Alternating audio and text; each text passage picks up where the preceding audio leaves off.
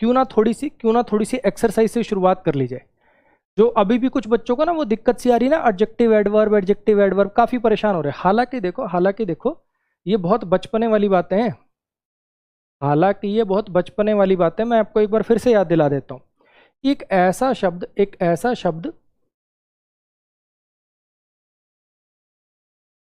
ऐसा वर्ड जो नाउन या प्रोनाउन के साथ लगकर उसकी विशेषता बताता है। एक ऐसा वर्ड जो नाउन या प्रोनाउन के साथ लगकर उसकी विशेषता बताता है, जैसे big house, small house, costly house, है ना, ब्रेव सोल्जर। एक ऐसा वर्ड जो किसी नाउन या प्रोनाउन के साथ लगकर उसकी विशेषता बताता है, वो तो क्या होता है जी, वो एडजेक्टिव होता है। क्लियर है। ऐसे ही एडवर्ब किसको कहते हैं? एडवर्ब जो है वो क्वालिफाई कर रहा होगा किसी वर्ब को, किसी एडजेक्टिव को, या फिर दूसरी एडवर्ब को। ठीक। दोनों के काम बच्चे बिल्कुल अलग अलग हैं। कंफ्यूजन तो तब होता ना, मान लो नाउन यहां भी लिखा होता, यहां भी लिखा होता, तब तो कोई कंफ्यूजन होता। बिल्कुल क्रिस्टल क्लियर बाउंड्री है, बिल्कुल अलग अलग चीजें हैं दोनों। जो किसी वर्ब को, एडजेक्टिव को दूसरे एडवर्ब को क्वालिफाई करे उसको एडवर्ब कहते हैं। जो किसी नाउन या प्रोनाउन को क्वालिफाई करे उसको एडजेक्टिव कहते हैं। बिल्कुल बिल्कुल डिफरेंट चीजें हैं दोनों। लेकिन फिर भी अगर थोड़ी मोटी जो कंफ्यूजन है, आओ उसको थोड़ा सा और क्लियर करने की कोशिश करते हैं। ये कुछ सेंटेंसेज हैं। आराम से, तसल्ली से, आराम से तसल्ली से एक एक सेंटेंस को देखो, ब्रेक करो, पहले आप ट्राई करो फिर मैं कराता हूं। ठीक है, करिए जरा इसको।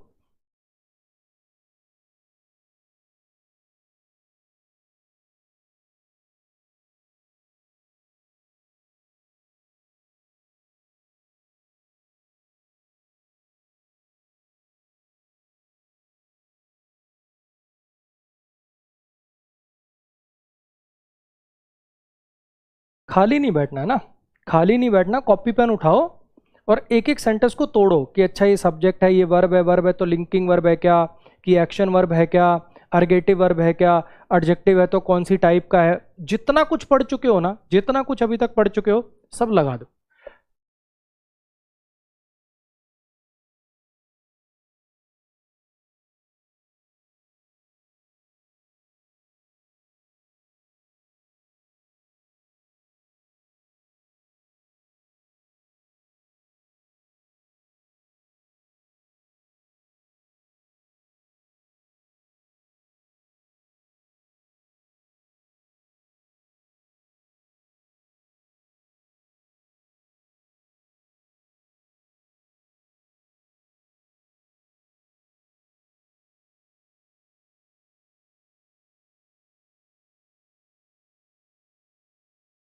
अंजलि बच्चे अभी बेसिक्स बताएं, ट्रांजिटिव कहाँ लगनी है कहाँ नहीं लगनी, आगे आएगा ना, अभी बेसिक्स चल रहे हैं।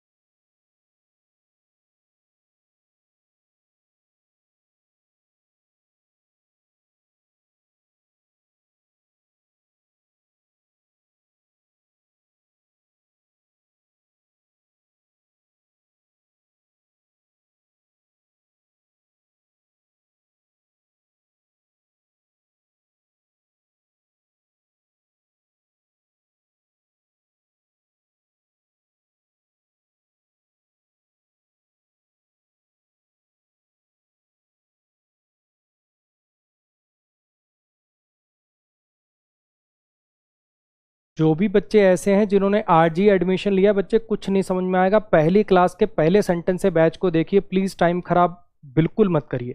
पहली क्लास के पहले सेंटेंस से बैच को देखिए, क्लास यहीं छोड़ दीजिए, कोई मतलब ही नहीं है, दूर दूर तक 1% भी कोई मतलब ही नहीं है क्लास को यहां से देखने का।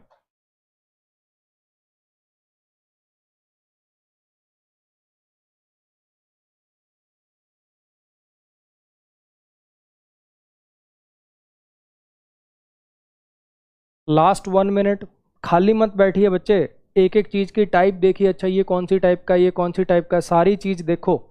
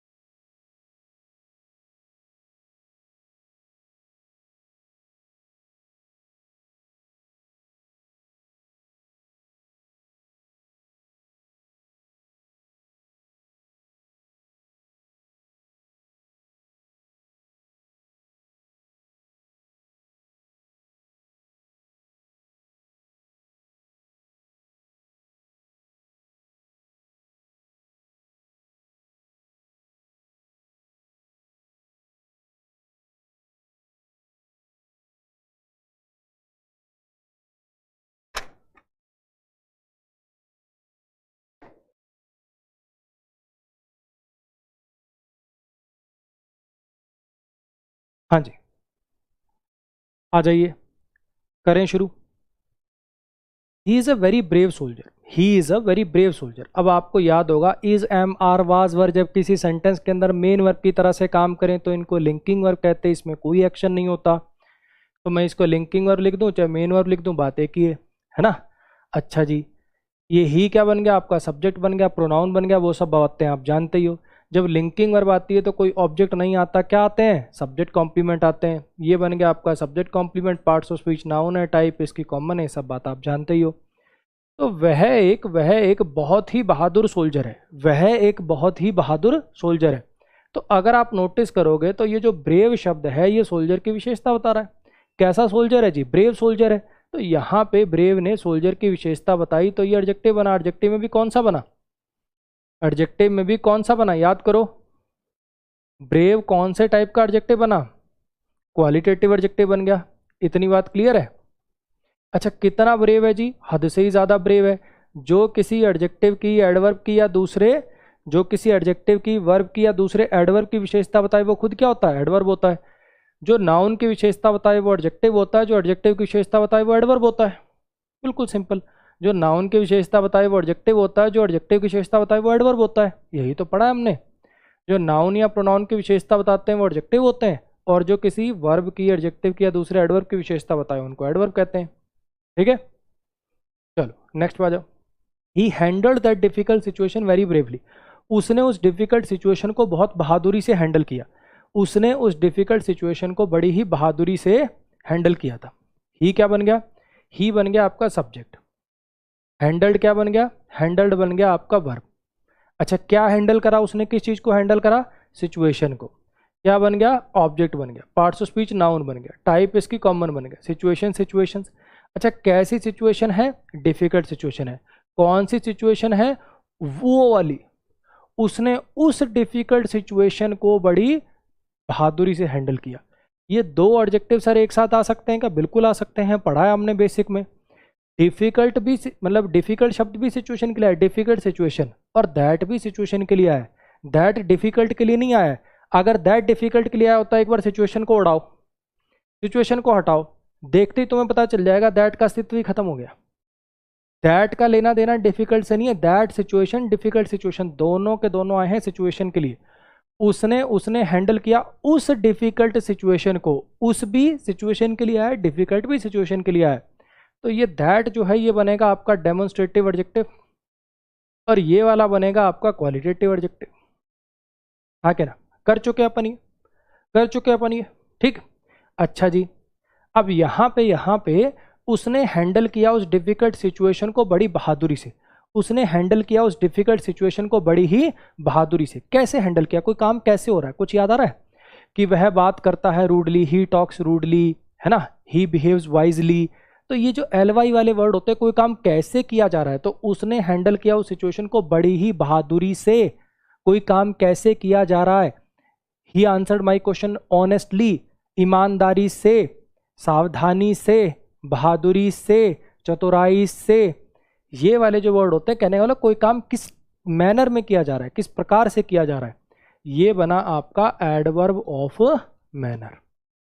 अब पोजीशन, जैसा कि मैंने आपको पहले भी बताया था कि इनकी जो पोजीशन है वो पढ़ाई जाएगी आपको एडवर्ब चैप्टर में, कि मैनर वाले कहाँ लगते हैं, फ्रीक्वेंसी वाले कहाँ लगते हैं, डिग्री वाले कहाँ लगते हैं, ये सब आपका एडवर्ब चैप्टर में। अभी खाली पहचानना सीखी, ठीक है। अच्छा, ये वेरी क्या हो गया, वेरी ने ब्रेवली की विशेषता बता दी। उसने हैंडल करा उस डिफिकल्ट सिचुएशन को बहुत ही बहादुरी से। वेरी ने ब्रेवली की विशेषता बता दी, इसकी और डिग्री उठा दी, बहुत ही बहादुरी से। तो ये क्या बन गया, ये एडवर्ब बन गया डिग्री वाला, ठीक है। यहां भी वेरी क्या था, एडवर्ब था डिग्री वाला। क्लियर हो इतनी बात। इस पे आ जाओ। Rohan bot an extremely costly house. Rohan ने एक बहुत ही महंगा घर खरीदा था। बाय बॉट, बॉट क्या बन गया, वर्ब बन गया। रोहन क्या बन गया, सब्जेक्ट बन गया। क्या खरीदा था रोहन ने, तो जी घर खरीदा था। क्या बन गया, ये ऑब्जेक्ट बन गया। पार्ट्स ऑफ स्पीच नाउन बन गया, टाइप इसकी कॉमन बन गया। क्लियर होगी इतनी बात। रोहन ने खरीदा था एक घर। अब ये कैसा घर था जरा चेक करना, कैसा घर था। इसलिए मैं कहता हूं देखो, रटने से काम नहीं चलेगा। अब जैसे LY से मान लो मैं रट लेता तो तुम तो इसको एडवर्ब कह दोगे, लेकिन सोच के देखना यार कॉस्टली कैसा है। थोड़ा तो कोशिश कर, देख हल्की तो हाथों से मेहंदी तो देख झाड़नी पड़ेगी, ऐसे तो काम चलेगा नहीं, है ना। थोड़ा तो सोच, कॉस्टली वर्ड को यूज करके कुछ दिमाग में सोच अपने। Costly car, costly pen, costly house, ये तो सर नाउन के साथ लगकर उनकी विशेषता बताता है। तो भले ही लास्ट में एलवाई आ रहा हो, हम समझ जाएंगे कि ये एडजेक्टिव की तरह से काम कर रहा है और क्वालिटेटिव एडजेक्टिव के अंदर में चला जाएगा। कितना कॉस्टली, हद से ही ज्यादा कॉस्टली। रोहन ने खरीदा था एक बहुत ही कॉस्टली घर, तो इसने विशेषता बताई किसकी, एडजेक्टिव की। जो एडजेक्टिव की विशेषता बता दे वो क्या हो जाएगा, एडवर्ब हो जाएगा। और इंटेंसिटी उठा रहा है इसलिए ये एडवर्ब हो जाएगा जी डिग्री वाला। बोलो भाई समझ में आया? हाँ जी, इस पे आ जाओ। We saw that old bus yesterday. मान लो एक पुरानी सी बस थी, मान लो एक पुरानी सी बस थी, या तो उसने कोई एक्सीडेंट कर दिया, काफ़ी टाइम से फरार चल रहा था बस और ड्राइवर, तो बाई चांस वो नजर आई, उसके बारे में बात करो। या स्कूल में जाया करते थे तब वो पुरानी खटारा बस होती थी और अचानक से वो आपको 10-20 साल बाद दिखी, अरे कल हमने ना वो पुरानी ओल्ड बस देखी थी, वो वाली जो पुरानी ओल्ड बस थी ना, वो वाली कल हमने देखी थी। तो यहाँ पे वी क्या बन गया, सब्जेक्ट बन गया, प्रोनाउन बन गया। सॉ क्या बन गया, वर्ब बन गया। ये बातें तो आपको पता ही है ना। क्या देखा हमने, बस देखी, तो बस क्या बन गया, ऑब्जेक्ट बन गया। पार्ट्स ऑफ स्पीच नाउन बन गया, टाइप इसकी कॉमन बन गया, आपको पता ही है। हर बस को बस ही कहते हैं, हर बस को बस ही कहते हैं। अरे ये सब बातें तो अब दिमाग में सट सट चल रही होंगी ना। अच्छा, हमने वो वाली पुरानी बस, हमने वो वाली पुरानी बस, तो ओल्ड यहाँ पर क्या बना, ओल्ड यहाँ पर बना क्वालिटेटिव एडजेक्टिव, और दैट यहाँ पर क्या बना, दैट भी बना डेमोन्स्ट्रेटिव एडजेक्टिव। दोनों वर्ड बस के लिए आए, दोनों वर्ड बस के लिए आए। वो वाली बस, पुरानी बस, वो वाली बस, पुरानी बस, दोनों ही शब्द बस के लिए ही आए हैं। आ रही है बात समझ में? एक्चुअली पता दिक्कत क्या हो रही है, दिक्कत उन बच्चों को हो रही है जो रट के करना चाहते हैं।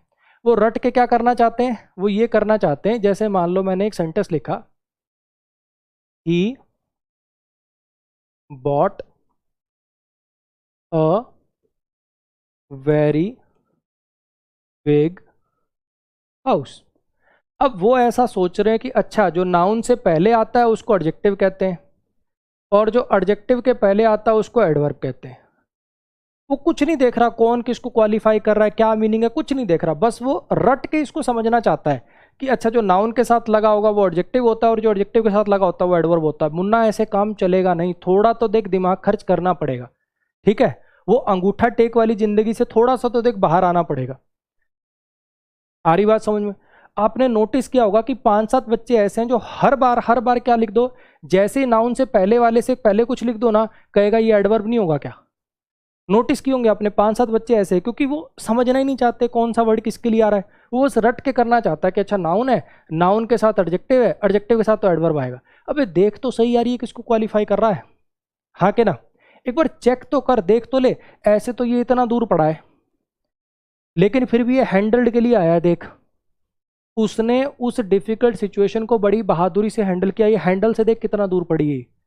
लेकिन थोड़ा तुझे सोचना पड़ेगा ना कि कौन सा शब्द किसके लिए आ रहा है। ऐसे यहां पे देख कि हमने उस पुरानी बस को देखा था कल। अब ये जो येस्टरडे या है 100 का टाइम बता रहा है, कोई किसी एक्शन का टाइम बता दे तो क्या बन जाएगा, ये बन जाएगा adverb of time.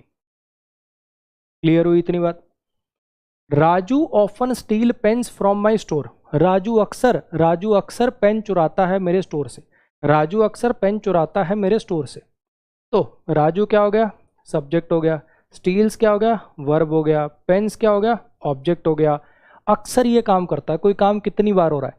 My mother goes to temple daily, daily हो गया, एवरीडे हो गया, ओकेजनली हो गया, फ्रीक्वेंटली हो गया, रेगुलरली हो गया। सेल्डम का मतलब होता है ना के बराबर, नेवर मतलब कभी नहीं, ऑफन मतलब अक्सर, ऑफन माने अक्सर। तो ये काम कब हो रहा है, अक्सर हो रहा है। तो ये जो ऑलवेज है, डेली है, एवरीडे है, ऑफन है, सेल्डम है, नेवर है, ये किसी एक्शन की फ्रीक्वेंसी बता रहे हैं।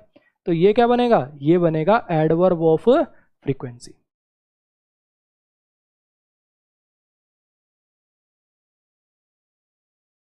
Adverb of frequency. क्लियर होगी इतनी बात? अब ये फ्रॉम प्रीपोजिशन है, स्टोर इसका ऑब्जेक्ट है, माई इस पर पोजेशन बनाने वाला पजेसिव एडजेक्टिव है। ये सब बातें पुरानी हो गई, ये सब बातें अब आप बड़ा इजीली कर पा रहे हो। Aman is very rude and arrogant. Aman जो है बड़ा ही रूड और एरोगेंट है। अमन बड़ा ही रूड और एरोगेंट है। अब is, am, are, was verb किसी सेंटेंस में मेन वर्ब की तरह से काम कर दें तो उनका हाई फाई नाम क्या हो जाता है? लिंकिंग वर्ब हो जाता है। हाँ कि ना? अमन क्या हो गया आपका? सब्जेक्ट हो गया, नाउन हो गया, टाइप प्रॉपर हो गया। वो सब बातें देखो आपको आती हैं, वो सब बातें आपको आती हैं। ठीक,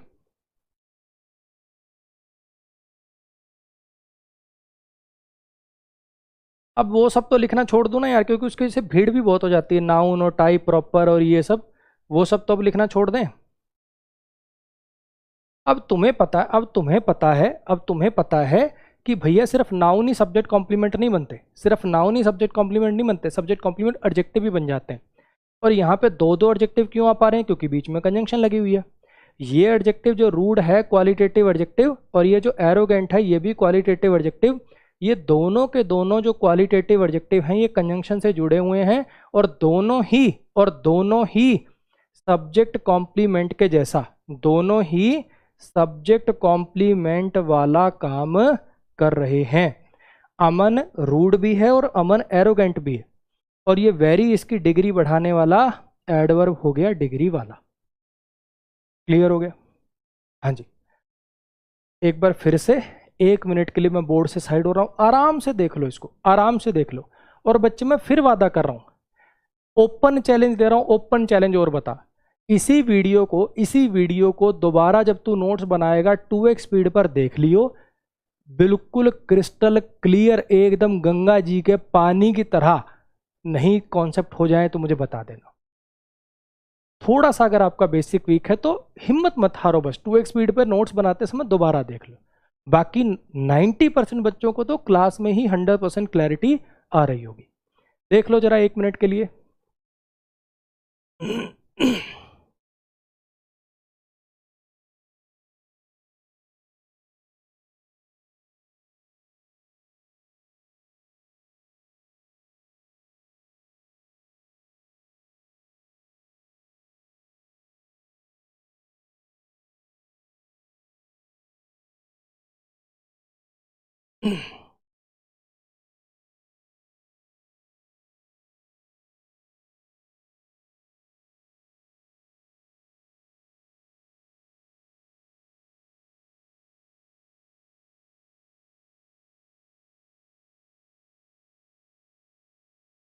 ये वेरी दोनों के साथ अंडरस्टूड माना जाएगा बच्चे। दो एडजेक्टिव एंड से जुड़े हो ना, वेरी एक बार भी लिख दिया ना तो दोनों के साथ अंडरस्टूड माना जाएगा, दो दो बार लिखने की जरूरत नहीं।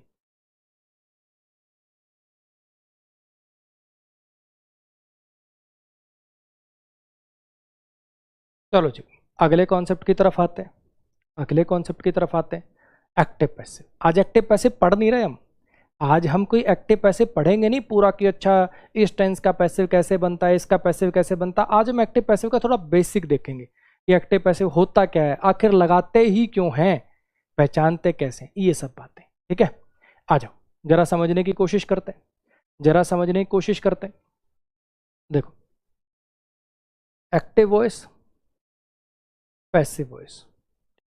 मुझे लगता है हर बच्चे ने, मुझे लगता है हर बच्चे को इतनी बात तो कभी ना कभी जीवन में उसने सुनी होगी, हर बच्चे ने जीवन में कभी ना कभी इतनी बात तो सुनी होगी कि बी की फॉर्म प्लस V3 पैसिव की पहचान होती है। बी की फॉर्म प्लस में V3 पैसिव की पहचान होती है ना। इस स्लाइड पे भी लौट के आएंगे, इस स्लाइड पे भी लौट के आएंगे। अगर मैं किसी से पूछ लूं कि इन दोनों वाक्यों में से कौन सा एक्टिव में है कौन सा पैसिव में, इन दोनों वाक्यों में से कौन सा एक्टिव में है कौन सा पैसिव में, अभी आपको मीनिंग कुछ नहीं, मैं खाली बस पूछ रहा हूं कि देख के ही बता सकते हो क्या एक्टिव है कि पैसिव। बिल्कुल आसान। अगर आपको स्ट्रक्चर नजर आ जाए, बी की फॉर्म प्लस में वर्ब की थर्ड फॉर्म, बी की फॉर्म कौन सी होती है, पढ़ी हमने बेसिक में, is, am, are, was, were, be, been, ये सब बी की फॉर्म होती हैं। तो बी की फॉर्म के साथ अगर आपको वर्ब की थर्ड फॉर्म नजर आ जाए, बी की फॉर्म के साथ अगर आपको वर्ब की थर्ड फॉर्म नजर आ जाए, तो उस केस में हम कहते हैं कि ये वर्ब किस में है, पैसिव में। क्लियर होगी इतनी बात? तो a car was stolen by Mohan, a car was stolen by Mohan, एक गाड़ी चोरी करी गई थी मोहन के द्वारा। मीनिंग सब्जेक्ट कौन है, ये सब पे आएंगे। अभी आपको साफ साफ नजर आ रहा होगा बी की फॉर्म प्लस में V3 का स्ट्रक्चर, हाँ कि ना? अगर बी की फॉर्म प्लस में V3 का स्ट्रक्चर बन जाए तो समझ जाइएगा कि पैसिव हो गया। हाँ कि ना? ध्यान रखना, सिर्फ अकेला V3 से भी काम नहीं चलेगा। मान लो मैं ये सेंटेंस लिख दूं, Mohan has stolen my car, Mohan has stolen my car, तो ये पैसिव हो जाएगा क्या? नहीं। बी की फॉर्म प्लस V3, अकेला V3 नहीं, बी की फॉर्म प्लस V3। ऐसे अगर मैं लिख दूं अमन इज सिंगिंग अ सॉन्ग, तो इसमें बी की फॉर्म आ गई इज, है ना? तो क्या ये पैसिव हो गया? नहीं। दोनों चीजें होनी चाहिए, बी की फॉर्म भी होनी चाहिए, बी की फॉर्म भी होनी चाहिए, और साथ साथ साथ साथ वर्ब की थर्ड फॉर्म भी होनी चाहिए। क्लियर हुई इतनी बात? दोनों चीजें जब आपको एक सेंटेंस में नजर आए तभी आप कहना कि ये वर्ब पैसिव में लिखी गई है। यहां पे स्टील, स्टोल, स्टोलन वर्ब की सेकंड फॉर्म है तो ये पैसिव है नहीं। तो मुझे पता चल गया कि यहां पर वर्ब जो है एक्टिव फॉर्म में है और यहां वर्ब पैसिव फॉर्म में। सेम वैसे ही अगर मैं इन दोनों में पूछूं तो आपको देखते नजर आ रहा है, इज लव्ड बी की फॉर्म प्लस में V3 लिखा हुआ है, बी की फॉर्म प्लस में V3 लिखा हुआ है, तो ये क्या हो गया? पैसिव हो गया। बी की फॉर्म प्लस में V3 लिखा हुआ है, ये क्या हो गया? पैसिव हो गया। और ये क्या हो गया जी आपका? एक्टिव हो गया। सबको पता लग गई इतनी बात? तो पहचानना तो हमने सीख लिया, पहचानना तो हमने सीख लिया कि एक्टिव है कि पैसिव हम कैसे पहचानेंगे। ये जो आपको बी की फॉर्म लिखवाई थी, is, am, are, was, were, be, been, अगर इसके साथ वर्ब की थर्ड फॉर्म नजर आ जाए तो समझ जाइएगा कि पैसिव है। इतनी पिक्चर क्लियर हुई? चलो नेक्स्ट पे आते हैं। अब हम देखते हैं कि आखिर एक्टिव पैसिव बने ही क्यों हैं, क्यों लगाए जाते हैं एक्टिव पैसिव, है ना? सारी बातें जरा ध्यान से समझने की कोशिश करना। इतनी बात मुझे लगता है हर बच्चे को पता होगी, इतनी बात मुझे लगता है हर एक बच्चे को पता होगी कि सब्जेक्ट जो होता है ना, सब्जेक्ट जो होता है उस पर स्ट्रेस होता है, वो सेंट्रल आइडिया, मेन आइडिया होता है। जो सब्जेक्ट होता है उसी पर स्ट्रेस होता है, वही आपका सेंट्रल आइडिया, मेन आइडिया होता है। हाँ क्या ना? ये सब बात आपने सुन रखी होंगी कि सब्जेक्ट जो होता है स्ट्रेस उस पर डाला जाता है, वही आपका सेंट्रल आइडिया, मेन आइडिया होता है। हाँ कि ना? अब अगर मैं इस सेंटेंस की बात करूं, एक्टिव क्यों लगाते हैं, पैसिव क्यों लगाते हैं, वो जो आपने रूल सुने हैं, ऑब्जेक्ट को सब्जेक्ट बना दो, ये वो सारी चीजें, आओ उसको थोड़ा समझने की कोशिश करते हैं ध्यान से। 15 मिनट का टॉपिक है, ध्यान से सुनना। जिंदगी में जो आपने आज तक रूल रटे हैं ना, एक्टिव टू पैसिव जाना, तो इसको यहां लिख देते हैं, इसको यहां लिख देते हैं, हर चीज आपको लॉजिकल लगने लगेगी। बस 15-20 मिनट मेरी बात कमेंट से थोड़ी उंगलियां दूर करके बिल्कुल शांति से सुनना, ठीक है? आओ जरा ध्यान देने की कोशिश करो।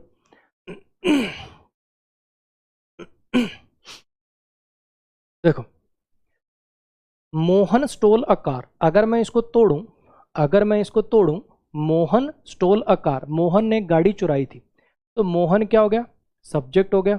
स्टोल क्या हो गया? वर्ब हो गया। कार क्या हो गया? आपका ऑब्जेक्ट हो गया। ठीक है? पार्ट्स ऑफ स्पीच इसका नाउन है, टाइप इसकी प्रॉपर है, पार्ट्स ऑफ स्पीच इसका नाउन है, टाइप इसकी कॉमन है, वो सब बातें अब हमारे लिए पुरानी होगी, हम जानते हैं। ठीक, ध्यान से समझना, ये सेंटेंस कब बोला जाएगा और ये सेंटेंस कब बोला जाएगा, ये कब बोलेंगे और ये कब बोलेंगे, ध्यान से मेरी बात समझने की कोशिश करिएगा।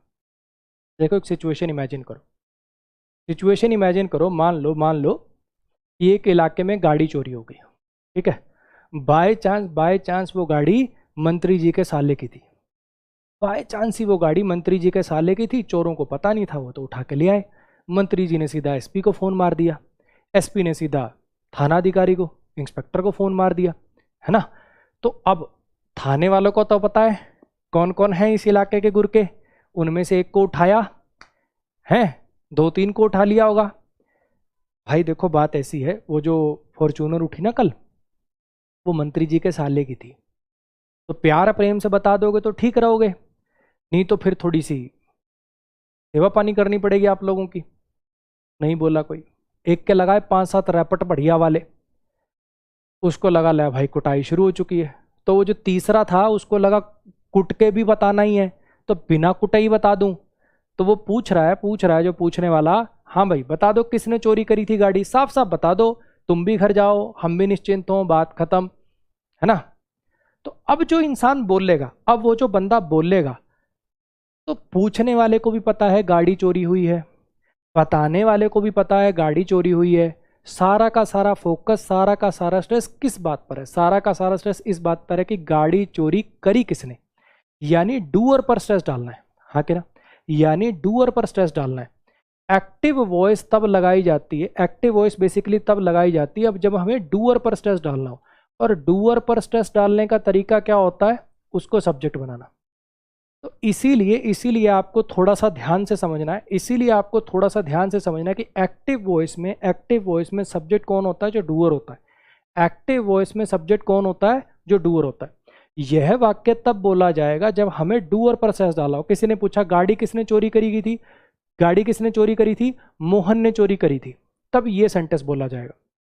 ठीक है, सिचुएशन नंबर 2 देखना, सिचुएशन नंबर 2 देखना।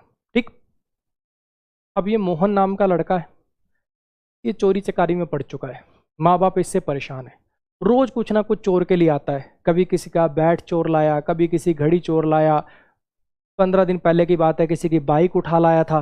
ठीक, लेकिन इन छुटपुट चोरियों के लिए कभी ये पकड़ा नहीं गया, ना कभी घर पे पुलिस आई। अचानक से एक दिन क्या हुआ, एक लड़का भागा आया मोहन के बाप के पास, उसको क्या कह रहा है? अरे अंकल जी पुलिस ढूंढ रही है मोहन को। अंकल ने माथा पकड़ लिया, अरे क्या चोरी कर लिया यार उसने, इतना बड़ा क्या चोरी कर लिया जो पुलिस आ गई? अब देखो समझना, पूछने वाले को भी पता है, पूछने वाले को भी पता है कि मोहन ने चोरी किया है, बताने वाले को भी पता है कि मोहन ने चोरी किया है। अब हमारे लिए सेंट्रल आइडिया, मेन आइडिया क्या चीज है? कि चोरी क्या किया गया है, वो चीज जो चोरी करी गई है। हाँ कि ना? तो अब हमें पूरा का पूरा जो स्ट्रेस है, सारा का सारा जो स्ट्रेस है वो रिसीवर पर डालना है। अब हमें जिस चीज पर काम किया गया, काम हो रहा है चोरी करने का, उस पर स्ट्रेस डालना है। और मैंने आपको बताया कि अंग्रेजी में स्ट्रेस डालने का तरीका क्या है कि उसको सब्जेक्ट बना दो। सब्जेक्ट ही तो सेंट्रल आइडिया, मेन आइडिया होता है। हाँ कि ना? अब देखो ये सारी बातें मैं थोड़ी सी समेटता हूं, आपको थोड़ी सी और क्लैरिटी आएगी। ठीक है,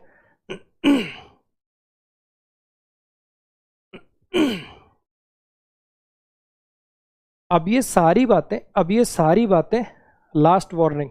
ठीक है, समझ जाना, अगर मैं चल के यहाँ गया, ठीक है, ये आपस में एक दूसरे को माँ बहन की गालियाँ देना और ये सब बातें करना, अगर मैं नेक्स्ट टाइम चल के गया तो फिर उसके बाद आपका सब्सक्रिप्शन, ये माँ बाप के जो हार्ड अर्न मनी जो 1700 रुपये है ना, ये चले जाएंगे। ठीक है, ये माँ बाप ने आपको 1700 रुपये ये आपस में एक दूसरे को माँ बहन की गालियां देने के लिए और बहनों के बारे में बात करने के लिए नहीं दिए। चलिए फिर से एक बार दोबारा समझने की कोशिश करते हैं। ठीक है, एक बार फिर से दोबारा समझने की कोशिश करते हैं। मैंने क्या कहा? सबसे पहले तो एक्टिव पैसिव पहचानना सिखाया कि बी की फॉर्म प्लस V3 आ जाए तो समझ जाओ पैसिव है। बी की फॉर्म प्लस V3 आ जाए तो समझ जाओ कि पैसिव है। हाँ कि ना?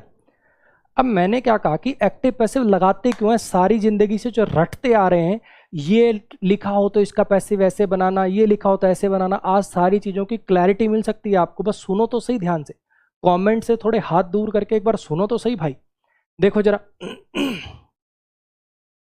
Mohan stole the car, Mohan ने गाड़ी चोरी करी थी। Mohan stole the car, Mohan ने गाड़ी चोरी करी थी। ये सेंटेंस तब बोला जाएगा जब पूछने वाले को, सुनने वाले को, दोनों को पता है कि चोरी क्या हुआ। रिसीवर क्लियर है, डूअर बताना है। अब पूछा गाड़ी, वो पुलिस वाले ने पूछा गाड़ी किसने चोरी करी थी? जी मोहन ने करी थी। तब तो ये सेंटेंस बोला गया। दूसरे सिनेरियो में क्या हुआ है? दूसरे सिनेरियो में क्या हुआ? सबको पता है मोहन ने किया है कांड। तो मोहन के पिताजी पूछ रहे हैं उस लड़के से, अरे अब क्या चोरी कर लिया मोहन ने?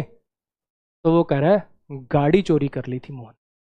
क्या चोरी कर लिया था? गाड़ी चोरी करी गई थी मोहन के द्वारा। तो सारा का सारा आइडिया, सारा का सारा जो स्ट्रेस है, सारा का सारा जो स्ट्रेस है वो हमें किस पर देना है? वो इस बार रिसीवर पर देना है। सारा का सारा स्ट्रेस हमें किस बार देना है? सारा का सारा स्ट्रेस हमें इस बार रिसीवर पर देना है। और रिसीवर पर स्ट्रेस देने का तरीका क्या? उसको सब्जेक्ट बना दो। जिस पर स्ट्रेस देना होगा उसको सब्जेक्ट बना देंगे। इसीलिए वो जो सारी बातें आज तक आपने रटी ना, इधर देखो, आपने रटा था ना कि ऑब्जेक्ट को सब्जेक्ट बना दिया जाता है। क्यों बना दिया जाता है अब आपको पता चल गया। क्यों बना देते हैं इसको सब्जेक्ट? इस जो पहले एक्टिव में ऑब्जेक्ट था उसको सब्जेक्ट की जगह पे क्यों लिख देते हैं? क्योंकि हमें इस पर स्ट्रेस डालना था। पैसिव हमने लिखा ही इसलिए, पैसिव का अस्तित्व ही इसलिए कि जब जिस चीज पर काम हो रहा है, यानी जो रिसीवर है, अगर आपको कभी रिसीवर को हाईलाइट करने का मन करे, आपकी सिचुएशन ऐसी क्रिएट हो जाए कि आपको रिसीवर को हाईलाइट करना है, तो फिर उसको सब्जेक्ट बनाना पड़ता है और उस केस में पैसिव लगाना पड़ता है। आगे की बातें भी देखो, आपने जब रूल रटे थे तो सुना होगा, जो सब्जेक्ट होता है उसको बाय प्रीपोजिशन के साथ लिख देते हैं। जो सब्जेक्ट होता है उसको बाय प्रीपोजिशन के साथ लिख देते हैं। ऐसा क्यों करते हैं भाई? एक्टिव टू पैसिव जाना है, एक्टिव टू पैसिव जाना है, यानी स्ट्रेस चेंज करना है। पहले जो स्ट्रेस इस पर था, अब वो स्ट्रेस गाड़ी पर लेकर आना है, मीनिंग चेंज नहीं करना है। ऐसा नहीं है कि इसका अर्थ है कि मोहन ने गाड़ी चुराई और यहाँ पे पैसे में लिख दोगे गाड़ी ने मोहन को चुरा लिया। चुराने वाला मोहन ही रहेगा, मीनिंग चेंज नहीं होगा, टेंस चेंज नहीं होगा, खाली स्ट्रेस चेंज करना है हमें। तो स्ट्रेस चेंज करने के लिए जो पहले ऑब्जेक्ट था, बस मैंने उसको सब्जेक्ट बना दिया, और ये जो आपका सब्जेक्ट था इसको बाय प्रीपोजिशन के साथ लिख दिया, क्योंकि आपको पता है बाय जो होती है ना, डूअर को दिखाने वाली प्रीपोजिशन होती है। यह कार्य किया गया इसके द्वारा। The questions were solved by Ajay, the questions were solved by Dhruv. कुछ मेरी बात आ रही है समझ में? The case was solved by inspector Avinash. ये होती है द्वारा, के द्वारा इसका मीनिंग होता है, ये होती है डूअर को दिखाने वाली प्रीपोजिशन। मेरी बात आई समझ में? हाँ के ना? तो हमने जो चीजें रटी थी कि ऑब्जेक्ट को सब्जेक्ट बना देते हैं, सब्जेक्ट को बाय प्रीपोजिशन का ऑब्जेक्ट बना देते हैं, और इधर भी ये जो रटा था उसको भी देख लो, ये जो रटा था उसको भी देख लो। जरा मेरी बात समझना। स्टील माने होता चुराना, स्टील माने होता चुराना।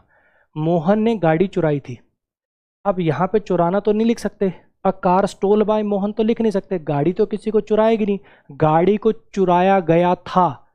ये जो मीनिंग है ना, ये जो रिसीवर वाला मीनिंग है, खेलना खेला जाना, खाना खाया जाना, चोरना चुराया जाना, ये मीनिंग अंग्रेजी में आता है इस स्ट्रक्चर से, बी की फॉर्म प्लस V3 के स्ट्रक्चर से। मेरी बात आई समझ जो मैंने बात बोली? हाँ जी, ये जो मीनिंग है ये आता है बी की फॉर्म प्लस में V3 के स्ट्रक्चर से। इसीलिए यहां पर स्टोल डायरेक्ट नहीं लिख सकते, आपको वॉज स्टोलन लिखना पड़ता है। अब वॉज स्टोलन क्यों लिखना पड़ता है? वॉज स्टोलन क्यों लिखना पड़ता है? वॉज स्टोलन इसलिए लिखना पड़ा क्योंकि टेंस भी नहीं बदलना आपको। आप देखो यहाँ पे पास्ट टेंस था ना, तो इधर भी पास्ट ही बनाना है। बी की फॉर्म प्लस V3 तो इज एम आर, यहाँ पे इज स्टोलन भी बी की फॉर्म प्लस V3 है, विल बी स्टोलन भी बी की फॉर्म प्लस V3 है। यहाँ पे वॉज ही क्यों आया?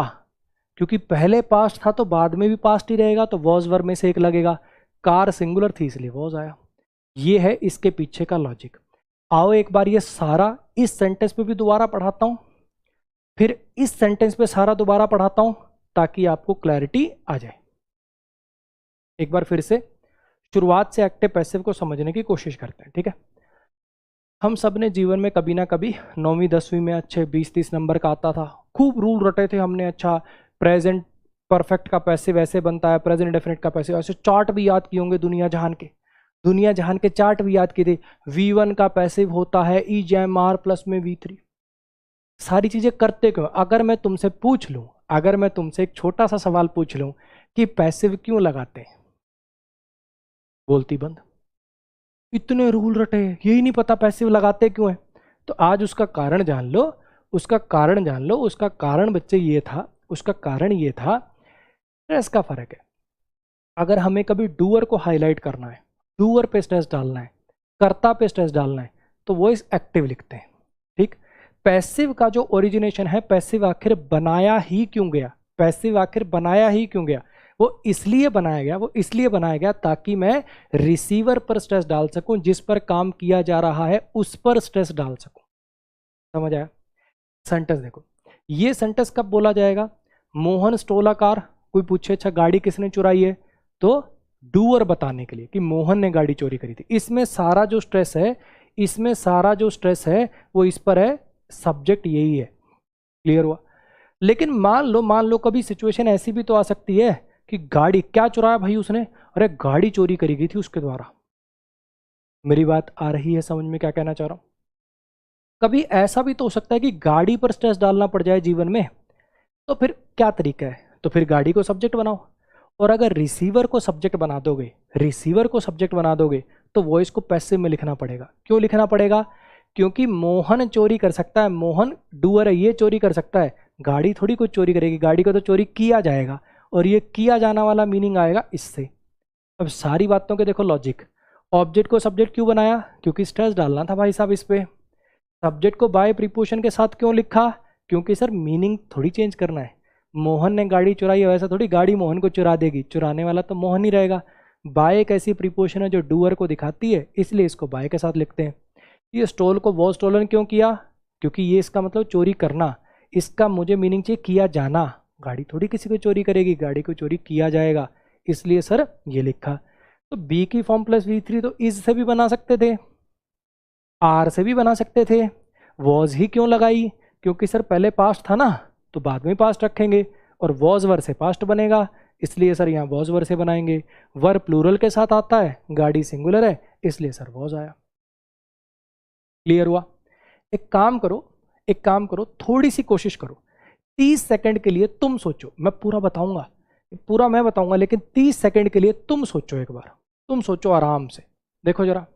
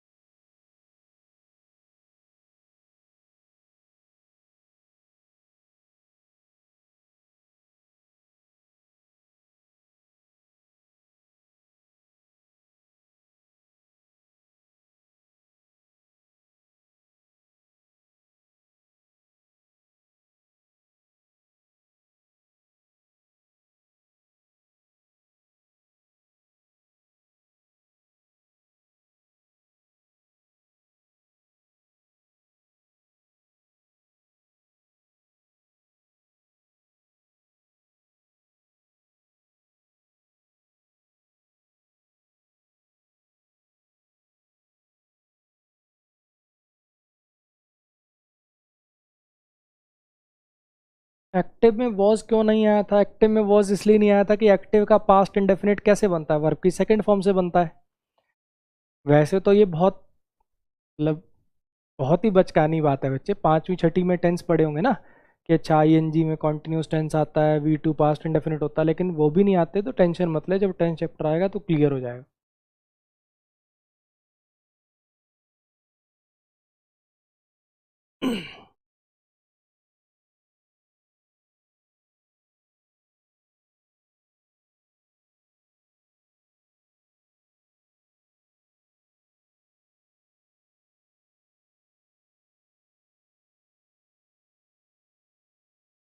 चलो मैं कराऊंगा अब इसको। देखो, कुणाल लव्स राधिका, कुणाल राधिका से प्यार करता है, कुणाल सब्जेक्ट हो गया, लव्स वर्ब हो गया, और राधिका उसका ऑब्जेक्ट हो गया। कुणाल राधिका से प्यार करता है, ये कब बोला जाएगा? ये कब बोला जाएगा? इसमें सारा स्ट्रेस है सब्जेक्ट पर, इसमें सारा स्ट्रेस है सब्जेक्ट पर, ठीक। अगर डूअर को सब्जेक्ट बनाते हो, मतलब सब्जेक्ट पर तो स्ट्रेस होता ही है, डूअर पर स्ट्रेस कहना चाहिए। मुझे कहना चाहिए कि एक्टिव वॉइस में सब्जेक्ट होता है डूअर, यानी सारा स्ट्रेस होता है डूअर पर, कर्ता पर। ये कब बोला जाएगा? ये सेंटेंस हम आखिर कब यूज करेंगे? ध्यान से मेरी सुनने की, समझने की कोशिश करो, ठीक है। इसको देखो, मान लो राधिका जो है उसके बैग में एक पर्ची निकली, खून से लिखी हुई, मैं तुमसे दिलो जान से प्यार करता हूँ, मैं तुमसे तुम्हारे बिना जी नहीं सकता, ये वो, ठीक है। और नाम नहीं उसके नीचे। अफरा तफरी मच गई, सारी लड़कियों में हलचल है। फिर वो जो उनमें से कुछ लड़कियों ने कोशिश किया कि जिनके खुद के बॉयफ्रेंड थे क्लास में, उनके थ्रू पता लगवाया जाए कि ये राधिका का सीक्रेट आशिक है कौन, कौन प्यार करता है राधिका से। अरे बता देना यार, किसी को थोड़ी बताऊंगी मैं। ऐसे पूछ पाछ के जो खबर निकली, अब सुनने वाले को भी पता है, यानी जिससे पूछा जा रहा है उसको भी पता है कि राधिका से कौन प्यार करता है, ये पूछा जा रहा है। बताने वाले को भी पता है कि किससे प्यार करा जा रहा है, ये बता रहा है। रिसीवर क्लियर है, पूछने वाले बताने वाले दोनों को पता है कि रिसीवर तो राधिका है। अब सारा स्ट्रेस है डूअर पर कि आखिर है कौन ये बंदा, ये प्यार करने का डूअर है कौन। तो बोलेगा कुणाल लव्स राधिका, कुणाल प्यार करता है राधिका से। क्लियर हुआ? सिचुएशन नंबर 2 देखो जरा, सिचुएशन नंबर 2 देखो जरा, ठीक है। सिचुएशन नंबर 2, इस बार क्या हुआ, ये कुणाल है थोड़ा सा, समझ रहे हो, दिल फेंक टाइप का लड़का। आपके स्कूल में कॉलेज में एक लड़का जरूर हुआ होगा, एक लड़का जरूर होता होगा क्लासों के अंदर, सब लड़कियों से बात चल रही, एक उसकी गर्लफ्रेंड है, एक उसकी गर्लफ्रेंड थी, एक से वो थोड़ा ज़्यादा क्लोज है, एक उसकी फीमेल बेस्ट फ्रेंड है, 3 लड़कियों को उसने राखी बांध रखी है, पूरी क्लास पर इसी का कब्जा है, पूरी क्लास पर इसी का साम्राज्य। ठीक, अब बाकी लड़कियां जो वेट में थी करते करते 8वीं पास कर गई, 9वीं पास कर गई, 10वीं पास कर गई, इस साल 10वीं मान लो शुरू हुई है उनकी, ठीक है। अब उनको लग गया कि ये कुणाल तो भैया धोखा दे रहा है, बात सबसे करता है फोन पे, असली बात कर नहीं रहा। तो उन सब लड़कियों ने इसको बोला, देखो कुणाल, हमें भी क्लियर कर दो, हमारे पास भी प्रपोजल आ रहे हैं काफ़ी, तो आपकी वाली जो मेन है भाई साहब क्लियर कर दो, ताकि हम भी अपना जहां जहां बसेरा बन सकता बनाए। तो कुणाल ने उनको कहा कि एक काम करते हैं, इस न्यू ईयर पे या इस दिवाली पे या इस 14 फरवरी पे 14 फेब को मैं तुम सबको गिफ्ट दूंगा, और जिसके गिफ्ट में एक घड़ी निकल आए पर्पल रंग की, वही समझ जाना मेरी मेन है। 14 फरवरी आ गया, सबको गिफ्ट बट गए, सारी लड़कियां गिफ्ट खोल रही हैं एक्साइटमेंट में, कौन है कौन है कौन है कौन है, पर्पल घड़ी किसके निकली। तो अब फाइनली राज उजागर हुआ, सब आपस में पूछ रहे थे, राज उजागर हुआ, सब आपस में पूछ रहे थे कौन है कौन है कौन है। तो किसी ने बताया क्या बताया, किसी ने बताया क्या बताया, राधिका से प्यार किया जाता है कुणाल के द्वारा, राधिका से प्यार किया जाता है कुणाल के द्वारा। जो उसकी मेन वाली है वो कौन है, राधिका। तो यहां पे सारा स्ट्रेस था डूअर पर जो काम को कर रहा है, और यहां पे सारा स्ट्रेस है रिसीवर पर जिस पर काम किया जा रहा है। तो अगर कोई आपसे अगली बार जिंदगी में पूछ ले, अगर कोई मेरे जैसा भाई आपसे जिंदगी में अगली बार पूछ ले कि पैसे आखिर लगाते ही क्यों हैं, तो आप कहना कि अगर कभी ऐसी सिचुएशन बन जाए जब हमें स्ट्रेस डालना हो रिसीवर पर जिस पर काम किया जा रहा है, अगर हमें उसको हाईलाइट कभी करना पड़े तो उसको सब्जेक्ट बनाना पड़ता है, और उस केस में पैसिव वॉइस लिखनी पड़ती है। फिर से एक बार सारी बातें वो जो आपने रूल रटे हैं उसको देख लो। ऑब्जेक्ट को सब्जेक्ट बनाते हैं क्यों, पैसिव इसीलिए तो बनाया। ऑब्जेक्ट को सब्जेक्ट बनाते हैं इसीलिए तो यही तो सारा पैसिव की जड़ है कि मुझे रिसीवर पर स्ट्रेस डालना था। ऑब्जेक्ट कौन होता है, जिस पर काम किया जाए, मुझे इस पर स्ट्रेस डालना है, तो उसका तरीका क्या है कि मैं इसको सब्जेक्ट बना दूं, और दूसरी बात, अब तुम्हें पता है कि मीनिंग थोड़ी चेंज करना है। ऐसा थोड़ी कि यहाँ था कुणाल राधिका से प्यार करता है और यहाँ कर देंगे राधिका कुणाल से प्यार करती है। मीनिंग नहीं बदलना है, खाली स्ट्रेस बदलना है। तो यहाँ पे राधिका प्यार करती नहीं, राधिका को प्यार किया जाता है, ये वाला मीनिंग देना है। और ये वाला मीनिंग अंग्रेजी में बी की फॉर्म प्लस में V3 के स्ट्रक्चर से आएगा। अब बी की फॉर्म प्लस V3 तो यहाँ पर तो यहाँ पर 50 तरीके से बन सकती है। बी की फॉर्म प्लस V3 तो यहाँ पर 50 तरीके से बन सकती है, हाँ के ना।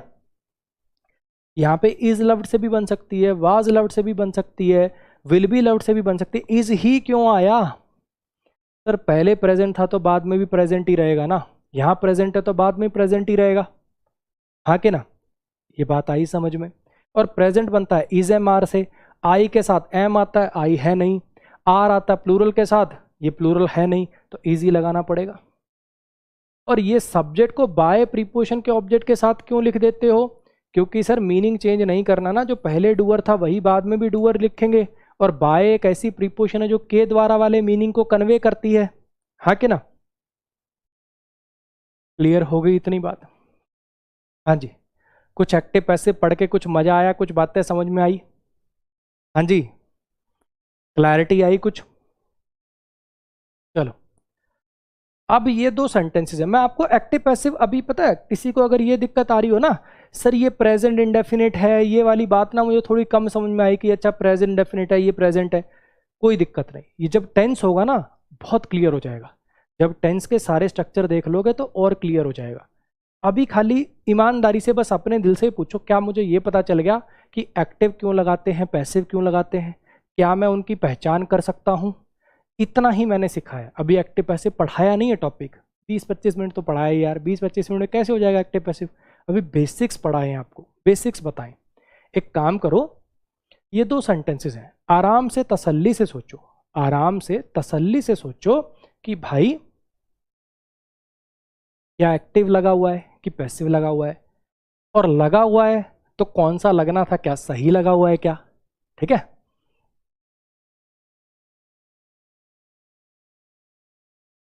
करिए ट्राई।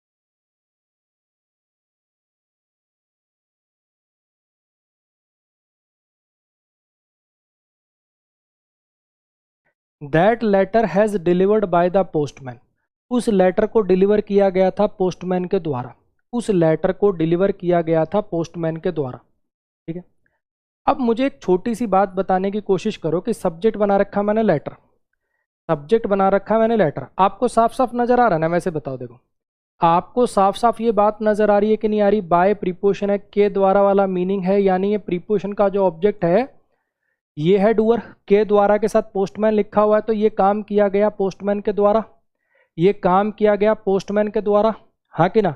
यहाँ पे सब्जेक्ट बनने का काम कौन कर रहा है? ऑब्वियसली लेटर कर रहा है, इसको तो तुमने प्रीपोजिशन का ऑब्जेक्ट बना लिया। अब मुझे बस इतनी बात बता दो, ये दैट तो डेमोन्स्ट्रेटिव एडजेक्टिव हो गया, लेटर किसी को डिलीवर करेगा कि लेटर को डिलीवर किया जाएगा? लेटर किसी को डिलीवर करेगा, लेटर किसी को डिलीवर करेगा, लेटर किसी को डिलीवर करेगा कि लेटर को डिलीवर किया जाएगा? लेटर किसी को डिलीवर करेगा कि लेटर को डिलीवर किया जाएगा? हाँ जी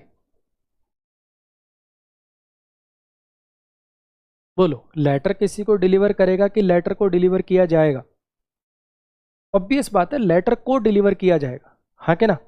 तो यहाँ पे आपको पैसिव चाहिए था, क्योंकि आपका सब्जेक्ट तो रिसीवर है, और सब्जेक्ट जब रिसीवर होता तो पैसिव वॉइस आती है। अभी अगर मैं यहाँ पे लिख दूं कि यहाँ पे हैज़ बीन डिलीवर्ड आएगा, अब वो हैज़ बीन क्यों आया, परफेक्ट टेंस है उसका, पैसिव, वो सब बातें अभी नहीं सिखा रहा हूँ।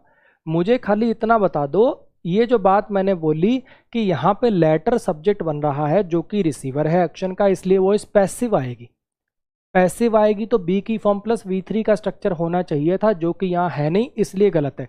इतनी बात समझ में आई? यहाँ पे हैज बीन डिलीवर्ड क्यों सही है, कैसे बनता है प्रेजेंट परफेक्ट का पैसिव, वो सब नहीं सिखा रहा हूं मैं, खाली बस आपसे इतना पूछ रहा हूं, क्या आपके दिमाग से ये बात क्लियर है कि यहाँ पे ये जो लेटर है ये रिसीवर है, रिसीवर को सब्जेक्ट बना रखा है, इसलिए वॉइस पैसिव आएगी। ये चीज क्रिस्टल क्लियर है आपको? ऐसे यहाँ पर ये जो पोस्टमैन है, पोस्टमैन ऑब्वियस बात है पर्सन है, तो ये इस काम का डूअर होगा, पोस्टमैन को तो डिलीवर कर नहीं दोगे, पोस्टमैन ही कुछ डिलीवर करेगा, तो इसका मतलब यहाँ जो वॉइस आनी चाहिए थी वो एक्टिव आनी चाहिए थी, और यहाँ हमने पैसिव लगा रखी है, बी की फॉर्म प्लस V3 का स्ट्रक्चर नजर आ रहा है, तो ये गलत हो गया। यहाँ पे हैज़ बीन डिलीवर्ड आना था और यहाँ पे हैज़ डिलीवर्ड आना था। अब वो परफेक्ट टेंस का पैसिव कैसे बनता है, प्रेजेंट कॉन्टिन्यूस का पैसिव कैसे बनता है, प्रेजेंट इंडेफिनिट का पैसिव कैसे बनता है, वो बातें आगे की हैं। आज की क्लास में मैंने आपको हल्का सा बेसिक ये पढ़ाया कि भैया पैसिव वॉइस क्या होती है, क्यों होती है, कहाँ लगाते हैं, और क्यों पढ़ाया ये भी बताता हूँ। ठीक, हम ना हर सेंटेंस को ब्रेक करते हुए आ रहे थे, हम हर सेंटेंस को तोड़ते हुए आ रहे थे, ब्रेक करते हुए आ रहे थे। ठीक है, जैसे हमने इनको तोड़ा सबको, ऐसे ही मान लो मैं एक सेंटेंस लिख देता, ऐसे ही मान लो मैं एक सेंटेंस लिख देता, मान लो मैंने ऐसा लिख दिया, Rohan was punished by the teacher. ठीक है, Rohan was punished by the teacher.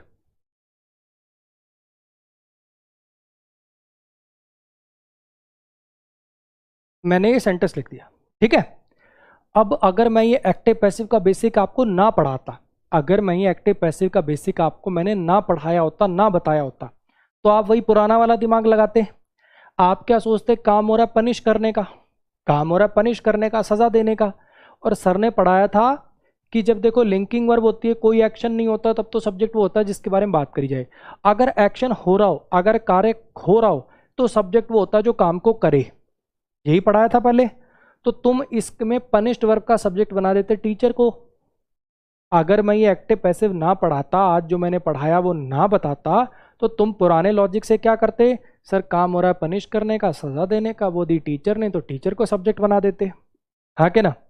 लेकिन अब तुम्हें पता चल गया कि यहां पर बी की फॉर्म प्लस में V3 लगा हुआ है, यानी पैसिव लगा हुआ है।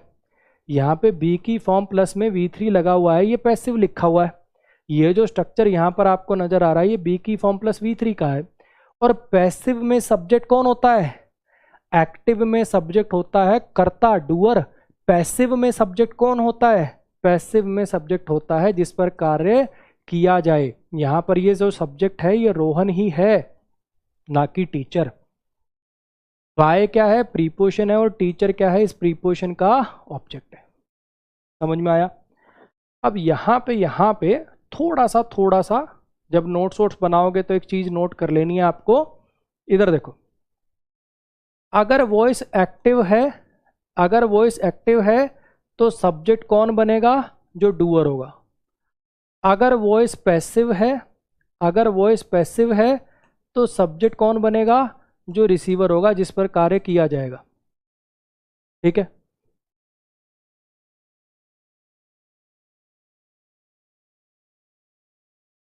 और अगर एक्टिव पैसिव कुछ है ही नहीं, लिंकिंग वर्ब आ रही है, अगर एक्टिव पैसिव कुछ है ही नहीं, मान लो ये सेंटेंस है, अमन इज अ टीचर, मान लो ये सेंटेंस है, तो ये ना एक्टिव है ना पैसिव है। एक्टिव पैसिव तभी होता है जब उसमें कोई काम हो रहा हो। ये ना एक्टिव है ना पैसिव है। ये जो सेंटेंस है ना ही ये एक्टिव है और ना ही ये पैसिव है, ना ही ये एक्टिव है और ना ही ये पैसिव है। अगर लिंकिंग वर्ब आई, अगर लिंकिंग वर्ब आई तो उसमें सब्जेक्ट बनने का काम कौन करेगा, सेंट्रल आइडिया, मेन आइडिया, जिसके बारे में बात हो रही है, जिसके बारे में बखान करने के लिए आपने वो सेंटेंस को लिखा है। मैं फिर बता रहा हूं बच्चे, ये बैच 0 से नहीं, 200 फीट की बोरिंग करके शुरू किया मैंने। अब भी अगर कोई इक्का दुक्का बच्चे ऐसे हैं जिनको कम समझ में आता है, तुम भी डिमोरलाइज मत होना। एक बार बस जब नोट्स बनाने लगो तो 2x स्पीड पर वीडियो दोबारा प्ले कर लिया करो। ठीक, इतना बेसिक से बच्चे, आप कोई गली कूचे की कोचिंग में चले जाओगे छोटे से छोटे शहर में, इतना बेसिक से वहां भी नहीं पढ़ाया जा रहा होगा आपको। तो ये जो आप बातें पूछते हो ना, सर 0 से शुरू होगा ना, सर बेसिक से पढ़ाइएगा ना, सर हिंदी मीडियम के हिसाब से पढ़ाइएगा ना, इससे नीचे कोई आपको नहीं लेके जा सकता। वहां से शुरू किया मैंने बैच।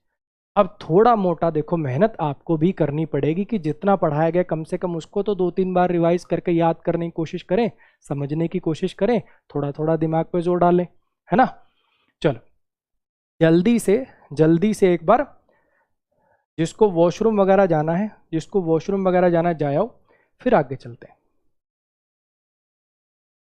अंजलि जी और आएंगी, और बी की फॉर्म के अलावा और भी लिंकिंग वर्ब आएंगी, लेकिन आगे चल के, आगे चल के आएंगे।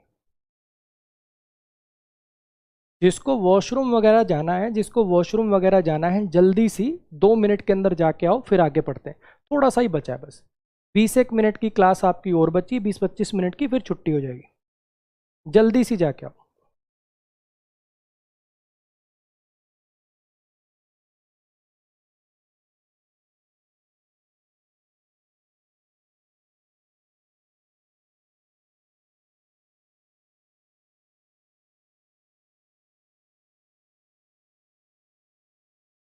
कोई बात नहीं शशांक भाई, जब 2x स्पीड पे देखेगा तो कन्फ्यूज़न दूर हो जाएगी।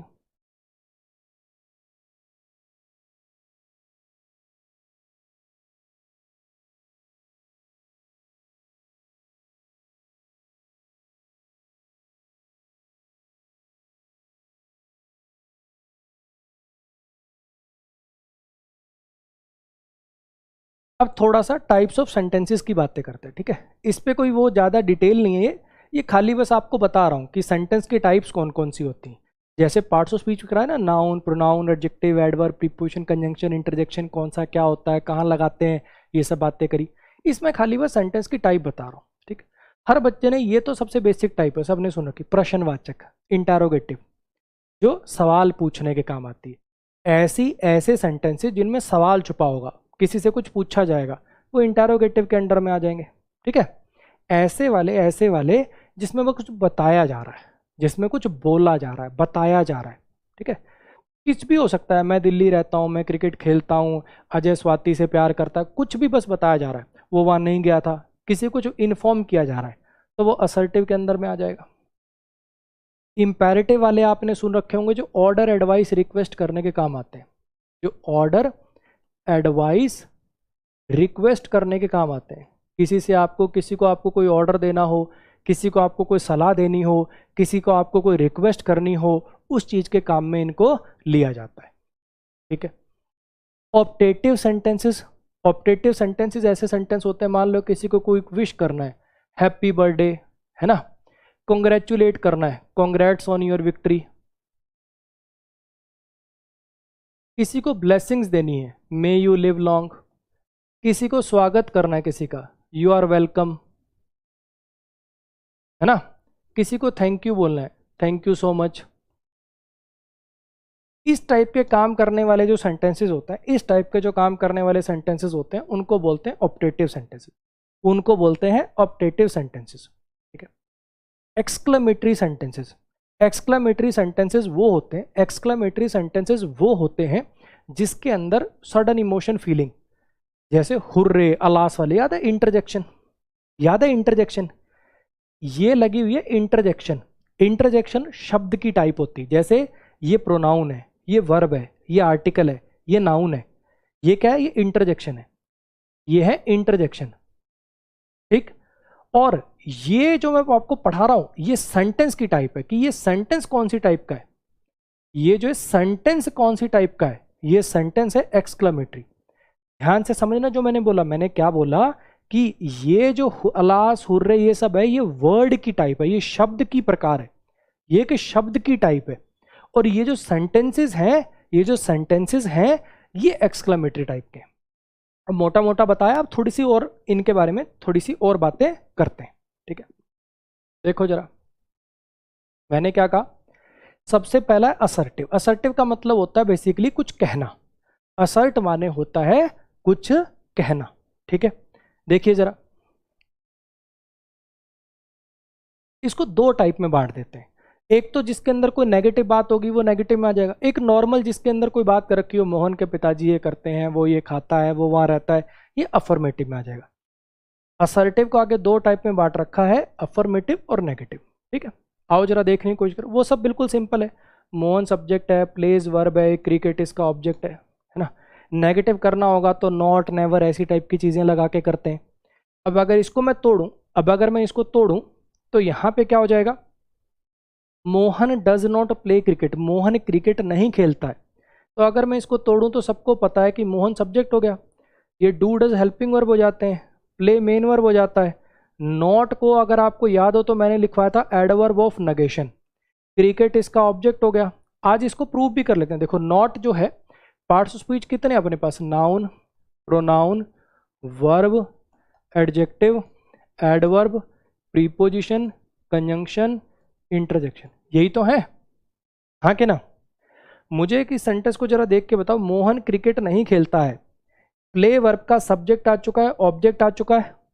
नाउन क्या करता है, सब्जेक्ट ऑब्जेक्ट ही तो बनता है, नाउन क्या करता है, सब्जेक्ट ऑब्जेक्ट ही तो बनता है, हाँ कि ना। तो ये जो सब्जेक्ट ऑब्जेक्ट बनने का जो काम है, सब्जेक्ट ऑब्जेक्ट बनने का जो काम है, वो कौन करता, नाउन करता। तो ये नाउन तो हो नहीं सकता क्योंकि वो दोनों तो आ चुके। वर्ब प्ले है, हेल्पिंग वर्ब ये है, तो ये नॉट जो है वर्ब भी नहीं हो सकता। एडजेक्टिव होता तो इसके साथ एक नाउन आया होता जिसकी ये विशेषता बताता। एडजेक्टिव होता तो जिसकी ये विशेषता बताता उसके साथ लिखा होता, है ना, big house, small house. Not के साथ कुछ लिखा होता यहाँ पे कोई नाउन टाइप का। अच्छा, प्रीपोजिशन होता तो इसके बाद कोई ऑब्जेक्ट आता, कोई नाउन या प्रोनाउन लिखा होता। कंजंक्शन होता तो दो चीज़ों को जोड़ता। अब हेल्पिंग वर्ब और मेन वर्ब को जोड़ने के लिए भी कुछ लगता है क्या यार? हेल्पिंग वर्ब और मेन वर्ब को जोड़ने के लिए भी कभी कंजंक्शन लगती है। इंटरजेक्शन वो अलासुरे टाइप के होते हैं। तो सिर्फ एक चीज़ बची, ये क्या बचा? ये एडवर्ब बचा। एडवर्ब क्या होता है? जो वर्ब को मॉडिफाई करता है, वर्ब के मीनिंग में चेंजेस लेके आता है, हाँ कि ना। वह क्रिकेट खेलता है, वो क्रिकेट नहीं खेलता है। वो पढ़ रहा है, वो नहीं पढ़ रहा है। वो खा रहा है, वो नहीं खा रहा है। वो सो रहा है, वो नहीं सो रहा है। चीज़ों को नेगेटिव करने वाला, किसी एडजेक्टिव को, किसी एडवर्ब को या फिर किसी वर्ब को जो नेगेटिव कर दे, उसको नेगेटिव कर दे, उसको क्या बोलेंगे? उसको बोलेंगे एडवर्ब ऑफ नेगेशन। नॉट को क्या बोलते हैं? एडवर्ब। चीजों को नेगेटिव करने वाली adverb, adverb of negation. Not क्या हो गया जी आपका? Adverb of negation.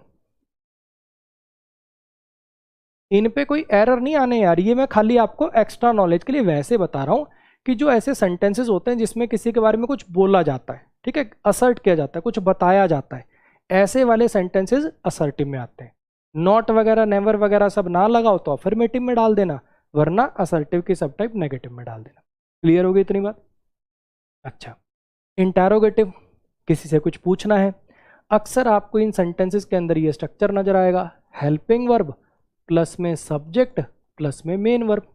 अक्सर आपको ये वाला स्ट्रक्चर नजर आएगा। देखो जरा, आर यू स्टडिंग इंग्लिश? क्या तुम इंग्लिश पढ़ रहे हो? तो यहाँ पे आर क्या बन गया? हेल्पिंग वर्ब बन गया। यू क्या बन गया? सब्जेक्ट बन गया। स्टडिंग क्या बन गया? मेन वर्ब बन गया। इंग्लिश क्या बन गया? ऑब्जेक्ट बन गया। ऐसे इसके अंदर देख लो, have you completed the task? क्या तुमने टास्क पूरा कर दिया है? ये सब हेल्पिंग वर्ब बन गया, ये सब्जेक्ट बन गया, ये मेन वर्ब बन गया, और ये इसका ऑब्जेक्ट बन गया। अरे हाँ के ना? बस ध्यान रखना, अगर हु या वट सब्जेक्ट की तरह से काम करते हैं, पढ़ाऊंगा आपको, प्रोनाउन होते हैं। हु और वट जो होते हैं ना, प्रोनाउन होते हैं, आगे चल के आएगा। हु या वट अगर सब्जेक्ट की तरह से काम करते हैं तो आपको ये स्ट्रक्चर फॉलो होता हुआ नजर नहीं आएगा। Who teaches you, who helped you, सीधा लिख सकते हो, है ना। What is your problem. Who या वट जब सब्जेक्ट की तरह से काम करते हैं, हु या वट जब सब्जेक्ट की तरह से काम करते हैं, तो उस केस में आपको स्ट्रक्चर नजर नहीं आएगा, सीधा आप सब्जेक्ट वर्ब ऑब्जेक्ट लिख पाओ। क्लियर हो? पढ़ाऊंगा आगे हु कौन से टाइप का प्रोनाउन होता है, कब लगाते हैं, पढ़ाऊंगा आगे। अभी मैं आपको फिर बता रहा हूँ बच्चे कि ये इस पे कोई एरर नहीं आने, एक्स्ट्रा नॉलेज के लिए बता रहा हूँ। किसी के बारे में कुछ बताए जाने वाले टाइप के जो सेंटेंसेस होते हैं, ये क्या होते हैं? असर्टिव के अंदर में आ जाएंगे। अच्छा, किसी से कुछ सवाल पूछना है, प्रश्नवाचक जो है इंटैरोगेटिव में आ जाएंगे, ये स्ट्रक्चर नजर आएगा, क्वेश्चन मार्क लगा होगा, इस टाइप के हिंट होंगे। अच्छा, imperative sentences. Imperative sentences, imperative sentence क्या होते हैं? जो ऑर्डर, एडवाइस, रिक्वेस्ट करने के काम आते हैं। इंपैरेटिव सेंटेंसेस क्या हैं? जो ऑर्डर, एडवाइस, रिक्वेस्ट करने के काम आते हैं। समझने की कोशिश करिए। आप पहली क्लास, मतलब जब से आपने इंपैरेटिव सेंटेंस पढ़ा है, आप रटते आए हो कि इनका जो सब्जेक्ट होता है वो यू होता है। इनमें सब्जेक्ट लिखते नहीं है, इनका जो अंडरस्टूड सब्जेक्ट होता है, इसमें जो अंडरस्टूड सब्जेक्ट होता है वो क्या होता है? यू होता है। अब ऐसा क्यों, जरा समझने की कोशिश करना। देखो, इसके अंदर ये वर्ब आ रही है, यहाँ पे ये वेट वर्ब आ रही है, यहाँ पे हेल्प वर्ब आ रही है, यहाँ पे वर्क वर्ब आ रही है, हाँ के ना। आपने अगर थोड़े से कभी प्रोनाउन के बारे में सुना होगा, कभी जिंदगी में सुना होगा, first person, second person, third person. First person वो होते हैं जो बात को कहते हैं, आई और वी। सेकंड पर्सन वो होता है जो बात को सुनता है, यू। थर्ड पर्सन जो होता है वो होता है जिसके बारे में बात करी जाए, ही, शी, इट, दे। मान लो मैं यू को बता रहा हूं कि वो इंटेलिजेंट है, तो बोलने वाले आई वी होते हैं फर्स्ट पर्सन, सुनने वाला यानी यू सेकंड पर्सन, और he, she, it, they third person. ऐसे चलता है जी, ठीक है जी। अब यहाँ पे जरा मेरी एक छोटी सी बात समझने की कोशिश करना, जब कोई पर्सन ऐसे सेंटेंसेस लिखता है, ऐसे सेंटेंसेस लिखता है, जैसे ये मान लो मैंने लिख दिया close the door, open the window, close the door, open the window, switch on the TV, switch off the TV, इस टाइप के। समझने की कोशिश करिए। जब आप लिखते हो close the door, open the window, तो एक्टिव वॉइस में सब्जेक्ट कौन होता है? पैसिव तो है नहीं, पैसिव तो है नहीं, बी की फॉर्म प्लस V3 तो है नहीं, यानी एक्टिव वॉइस है। एक्टिव वॉइस में सब्जेक्ट वो होता है जो काम को करता है। अगर मैंने कहा close the door, open the window, shut down the TV, shut down the PC, turn off the PC, तो इसमें इस एक्शन का डूअर कौन होगा? क्या मैं खुद करूंगा? खुद ही करना होता तो बोलूंगा थोड़ी। मान लो इस कमरे में अभी कोई नहीं है, खाली है स्टूडियो, बोले जा रहा हूं स्विच ऑफ द टीवी, ऐसे चलेगा? बोलो, नहीं चलेगा ना। तो कहने का मतलब ये वाक्य तभी बोले जाएंगे, ये वाक्य तभी बोले जाएंगे, ये जो सेंटेंसेस हैं ये तभी बोले जाएंगे जब कोई लिसनर होगा, जब कोई सुनने वाला होगा, जब कोई आपकी कमांड लेने वाला होगा, जब कोई आपका ऑर्डर, एडवाइस, रिक्वेस्ट सुनने वाला होगा। और इसको एग्जीक्यूट कौन करेगा? वही करेगा। और सेकंड पर्सन लिसनर के लिए आता है, सेकंड पर्सन कौन होता है? यू। इसलिए ये चीज़ आपको शुरू से रटाई जाती है, बताई जाती है कि इन सबका अंडरस्टूड सब्जेक्ट कौन होता है जी? यू होता है। क्लियर हुआ? इन सब का माना जाता है कि अंडरस्टूड सब्जेक्ट यू है। क्यों? क्योंकि इन सब एक्शंस का डूअर, इन सब एक्शन को परफॉर्म करने वाला वो होगा जिसको ये बोलने जाएंगे, जो इनका लिसनर होगा। इतनी बात क्लियर है? इंपैरेटिव सेंटेंसेस की पहचान होती है वर्ब की बेस फॉर्म से शुरुआत। इंपैरेटिव सेंटेंसेस का सबसे बड़ा हिंट होता है स्टार्ट में इसके सीधी वर्ब आती है। मतलब ऐसा नहीं कि प्लीज वगैरह भी नहीं आ सकता, कहने का इससे पहले सब्जेक्ट नहीं आएगा, सीधी वर्ब से शुरुआत होगी। इसमें स्टार्ट होगी वर्ब की बेस फॉर्म से। वर्ब की बेसिक फॉर्म आपको याद ही होगा, 99.99% वर्ब की पहली फॉर्म प्लूरल वाली, उसको ही वर्ब की बेसिक फॉर्म कहते हैं। क्लियर हुई इतनी बात? Close the door, close verb है, डोर ऑब्जेक्ट हो गया। वेट आउटसाइड, बाहर वेट करो। इंतजार करना, इंट्रांजिटिव वर्ब है, इंतजार करने में कोई एक्शन ट्रांसफर होगा? वेट वट का तो रिप्लाई है नहीं, कहाँ वेट करो? बाहर वेट करो, ये बनेगा adverb of place. Help me, please मेरी मदद करो, ये जो प्लीज वगैरह होते हैं इनको इंटरजेक्शन की कैटेगरी में डाल देते हैं। ठीक, अच्छा, मी क्या हो गया जी? आपका ऑब्जेक्ट हो गया, प्रोनाउन हो गया। वर्क हार्ड, मेहनत से काम करो, कोई काम कैसे करो? ये हार्ड बनेगा आपका एडवर्ब ऑफ मैनर, कोई काम कैसे हो रहा है। मैंने क्या कहा, इस पे कोई आपको एरर वगैरह नहीं करा रहा हूँ, मैं खाली आपको बता रहा हूँ कि सेंटेंस की टाइप्स कौन सी हैं। किसी के बारे में कुछ बताया जाए, किसी के बारे में कुछ बताया जाए, असर्टिव में चला गया। पॉजिटिव नेगेटिव मतलब अफर्मेटिव नेगेटिव आप देख ही लोगे। सवाल पूछा जाए, इंटरोगेटिव में चला गया। किसी को ऑर्डर एडवाइस रिक्वेस्ट करी जाए, इंपेरेटिव में आ गया। इनकी पहचान होती है वर्ब की बेस फॉर्म से शुरुआत होना, वर्ब की बेसिक फॉर्म से शुरुआत होना, हाँ कि ना। अच्छा, इसका जो अंडरस्टूड सब्जेक्ट है वो कौन है जी? वो यू है, आपको पता ही है। क्यों है वो आपको आज क्लियर कर दिया मैंने। ऑर्डर एडवाइस रिक्वेस्ट करने के काम आती है। ऑप्टेटिव सेंटेंसेस, कोई इच्छा करनी है, कोई मतलब इच्छा नहीं, मतलब कोई विश करनी है, वो वाली नहीं, काश मेरे पास टीवी, वो कंडीशनल में जाएंगे, वो भी नहीं। विश का मतलब होता है good morning, good evening, happy birthday, ये सब इस कैटेगरी में पटके जाते हैं। ठीक है, कॉन्ग्रेचुलेट करना है ना, congratulations on your victory, congratulations on your promotion, ये सब इसमें आएंगे। ब्लेसिंग्स देना किसी को, may you live long, may you stay strong, may you be healthy, सब इसमें आएंगे। यू आर वेलकम, आपका स्वागत है। थैंक यू बोलना, किसी को गाली वाली देना, कर्स करना है, अब्यूज करना, ये सब भी इसी के अंडर में आएंगे।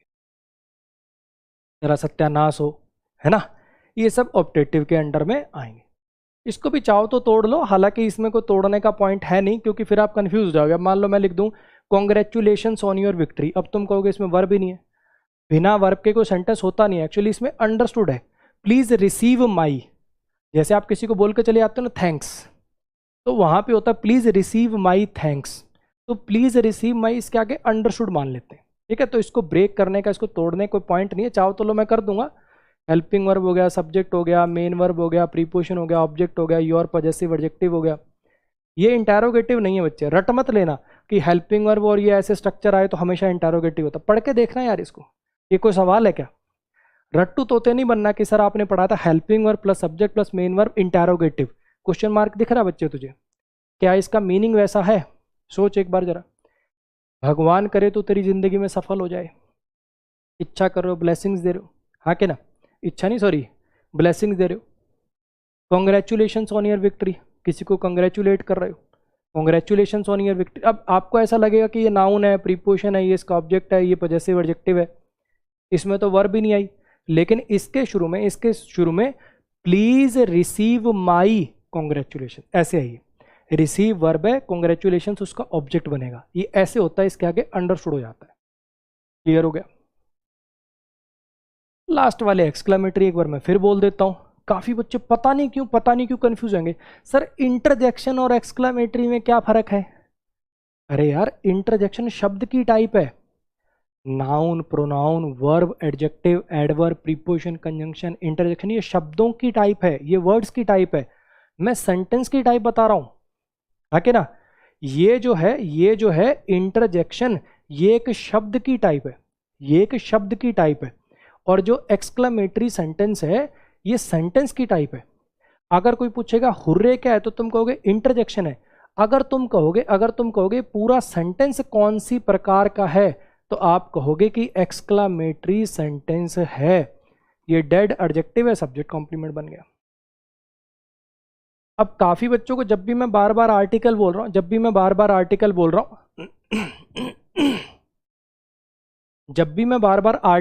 रहा हूं तो उस केस में उनको लग रहा होगा कि यार आर्टिकल तो पार्ट्स ऑफ स्पीच सर ने बताया ही नहीं, आर्टिकल भी एक पार्ट्स ऑफ स्पीच होता है, वो तो सर ने बताया ही नहीं, हाँ कि ना?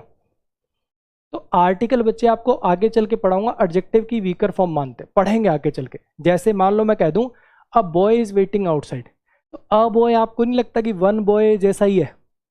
तो आर्टिकल एडजेक्टिव की ही वीकर फॉर्म होते हैं, इसलिए उनको अलग से कोई पार्ट्स ऑफ स्पीच नहीं दिया जाता, आगे चल के पढ़ेंगे, ठीक है? उम्मीद कर रहा हूं कि लेक्चर आपको अच्छा लगा होगा।